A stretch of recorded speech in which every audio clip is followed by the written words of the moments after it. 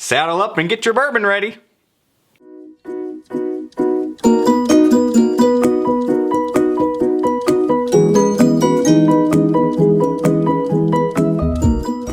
You're watching Simple Diversion, and today we're going to be talking about our favorite types of bourbons. We're going to be pitting them against each other to see which ones come out on top.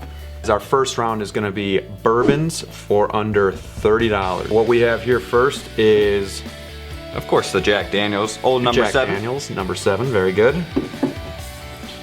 Eagle Rare, this is aged 10 years. And here we have 1792, this is the small batch. I've never had that. And Rob, which one do we have there? This is the Jack Daniels Honey. Let's start first with the Jack Daniels number 7. Jack Daniels is from Lynchburg, Tennessee, and only from Lynchburg, Tennessee. They just hit their 150th anniversary, so that's pretty amazing, actually. Something I do know about Jack Daniels is that was actually Frank Sinatra's first choice when he was hanging out at the bar before he did a performance on stage. Jack Daniels was his go-to whiskey. To me, Jack Daniels is more of that mixed drink. If you want to mix it with Coke, if you want to mix it with even cranberry juice or something like that. To me, if I want to drink something or sip something, I would go to maybe the Eagle Rare, but let's test this out real quick. Sounds good. All right.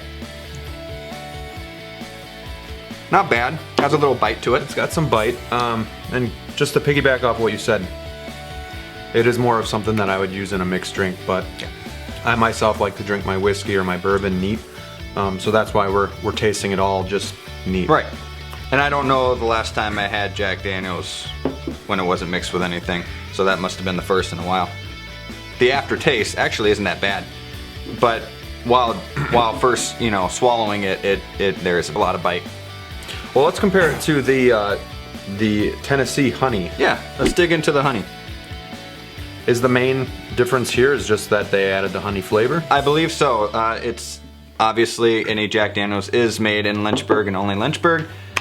The funny thing about that is Lynchburg is actually a dry county, so that's a nice little fact if you didn't know that already.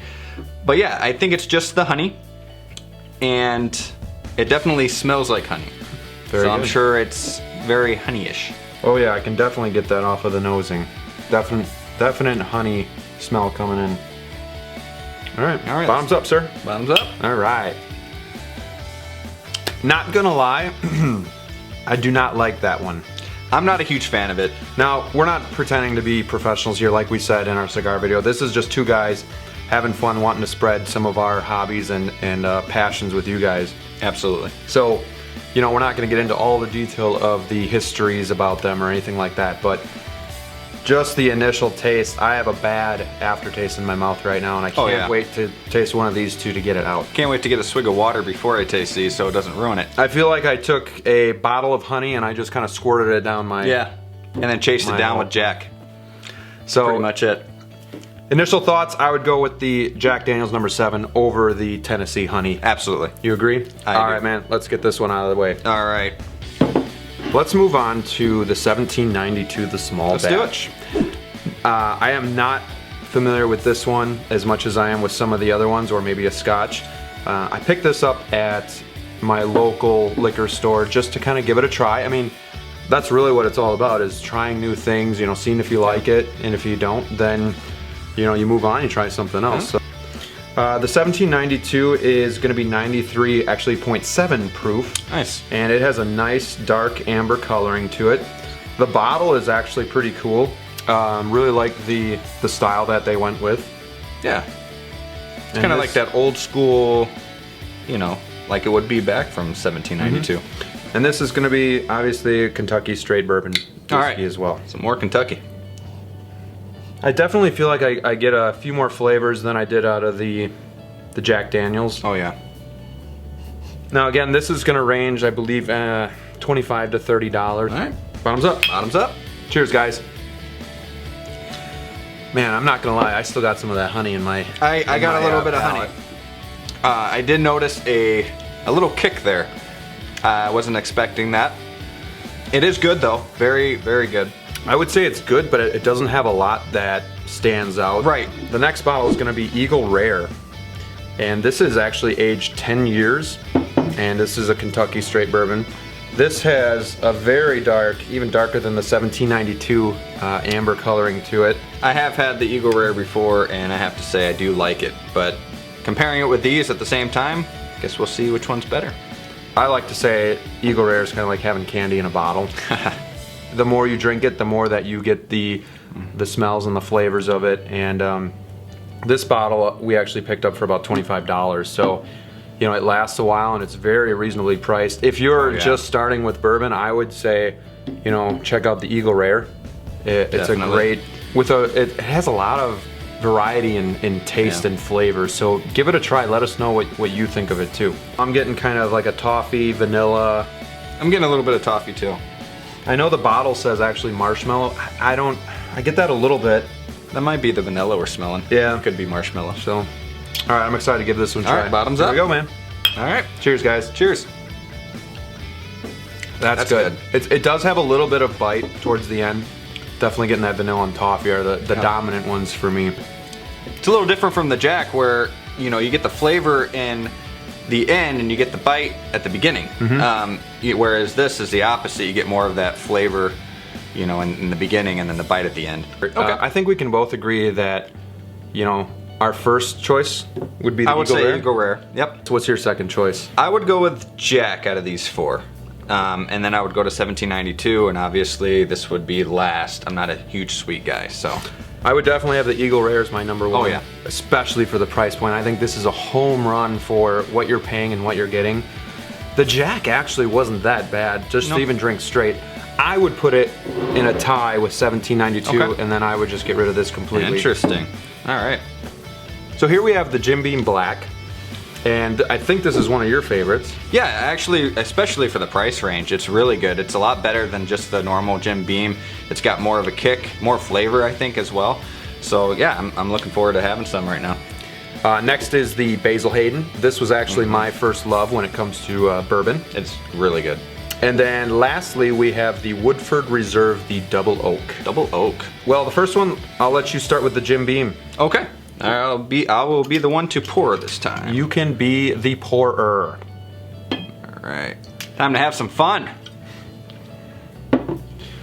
The Jim Beam is actually going to be about, I think, $35. I think so. So it's still pretty reasonably priced. Depending on where you get it. It is going to be less than the two here, though, but still, it is no slouch. So let's give it a shot. Kind of comparable to maybe the Eagle Rare.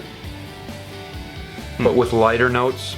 It's pretty light. It's not as heavy as like the Eagle Rare seems to be. It's good though, it has a lot of taste. A lot more taste than I could smell. Yeah, it seems like kind of your typical bourbon, you know, has some bite to it. If you're definitely looking for something with more of a smooth transition, you know, I would not recommend this, but some people like that bite to it. Yeah. You know, and those flavors that kick in at the end. I would definitely say it kicks in at the end. I can feel it still tingling in my mouth. Put some hair in your chest. That's right. I just want to point out that we've had 1, 2, 3, 4, 5, about 5 shots in the last maybe 10 minutes. So bear with us, guys. We're hanging in there. Hopefully you're hanging in there with us too. You know, let us know too if this is just our small collection. So if you have something that you want us to try, hey, you know, we're always willing to go out to the store and see if we can find it, if it's readily available. Most of this stuff is going to be readily available to everybody. So that's kind of what we were starting with. Next guy is Basil Hayden. This is going to be 8 years aged, and it is, I believe, it's 40% alcohol, so this is going to be 80 proof. So it's not going to be a heavy hitter. No. It's going to be more mild. Does your body kind of work with alcohol the same as it does with food, where 10 minutes after you eat usually is when you feel really full? I'm thinking about, it's been about 10 minutes since we started and I'm feeling pretty good. I'm also feeling pretty good, and I think once I try and actually stand up to shut this video off, I'm gonna start to really feel the effects. You might see us fall over. And hopefully we don't tip over the camera. So Basil Hayden's very good presentation. This is another good bourbon to try if you're just starting with drinking bourbon along with the Eagle Rare. Yeah. Well, the Basil Hayden is probably my favorite on the table right now, so I'm looking forward to having some. And I really enjoy having Basil Hayden's along with a cigar. Oh yeah. It's a great pairing with some of the more mild cigars as well, so absolutely. Give it a pour. So what are you drinking with us today? Go ahead and write that in the comments below. Below. Below. You know? Toffee. Toffee? Yeah. All right. That's good. That's very good. Oh.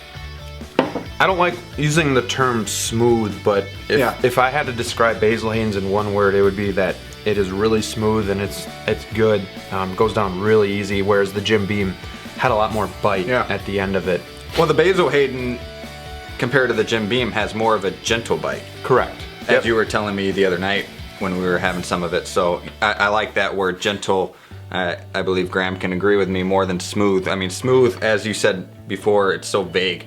And that's why it's good for beginners as well, because it's going to go down a little bit easier. Depending on, I've seen this price point kind of all over the board. I've seen this as high as $45, but I've also seen it as low as $30. So depending where you can go, you can find it pretty cheap. I typically spend between $30 and $35. Yeah. I've never actually purchased it myself, but usually when I'm over at your place, that's what I'll... He will now, though. Yes. Oh, wait, now I know the price. I didn't know the price was that low before. Oh, yeah. The Woodford Reserve, the double oak. This runs for anywhere from $50 to $60. Yeah. And it's because it is aged a lot longer. Again, with the bottle, it's great presentation. Looks very clean and simple. It's gonna bite Rob in the rear end. Oh, yeah. Especially in the morning. Well, let's give it a taste. All right, man. Here we go. It's actually not bad after you had 6 or 7 other shots before it. That's true. They're starting to go down pretty smooth now. So, you know, good thing we're getting to the end because this is getting a little tricky. I think there's more flavor in the Woodford, but then there's more bite in the Jim Beam Black. I would put the Basil Hayden as number 1, the Woodford Reserve as my 2, and then the Jim Beam as my 3rd pick. I'm gonna put the Woodford as number 1. And that's a good choice too, guys. It's a superb bourbon. Yeah, I happen to enjoy it right now, so it could be because my brain is going crazy. Basil Hayden definitely number 2, and Jim Beam couldn't beat him, but not that it's a bad choice, but definitely number 3. Here we have the Eagle Rare. That was the 10-year. Where would you rank your top 3 here? Ooh, that's tough. This gets tough. Oh, obviously, you know, Woodford. Put that in the middle.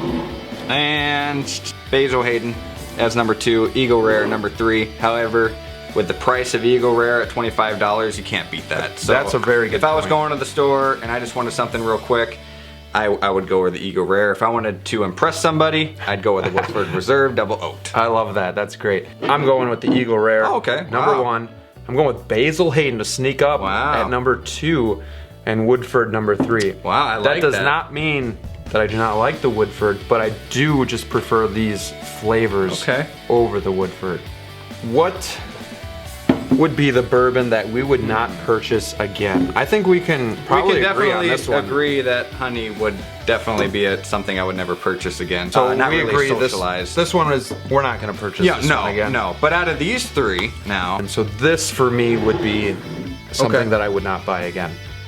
I would definitely have to go with Jim Beam purchasing again. I would not purchase this again unless I'm mixing drinks. The other good reason to purchase this would just be if you want to get drunk. Yeah, oh yeah. Hey, this will do the trick, man. That will do the trick. All right. So if there is anything that you would like to taste one more time, I say we do it. We do have a whole Scotch video ahead of us as well. We'll wait for the Scotch. These 3 are solid bourbons to get, and they're readily available. Even though the Woodford Reserve, just the normal style, would be something that is worth purchasing. Yeah, oh yeah. And is about $20 cheaper. It is. You know, that's a good start. I believe we actually split on that, didn't we? We did. Yeah. Yep. So if you can find a friend, hey, it gets even cheaper. Let us know, guys. You know, what are your favorite bourbons? Do you like bourbon more than you do maybe Scotch, or vice versa? And please like and subscribe, because that's what keeps us going. And keep your eye out for our Scotch video that's coming up soon. And let us know what you think about, like he said, about our bourbon, and what you think about the ones that are actually on the table, and also which ones you like that aren't on the table, that maybe you want us to do a review on later on. Let us know if you want us to do a review on a certain bourbon or a certain Scotch, and we will definitely do that and have more history on everything. So this was just kind of for fun. All right. Thank you guys for watching. Thank you. And as always, we'll see you soon. Yeah, see you soon.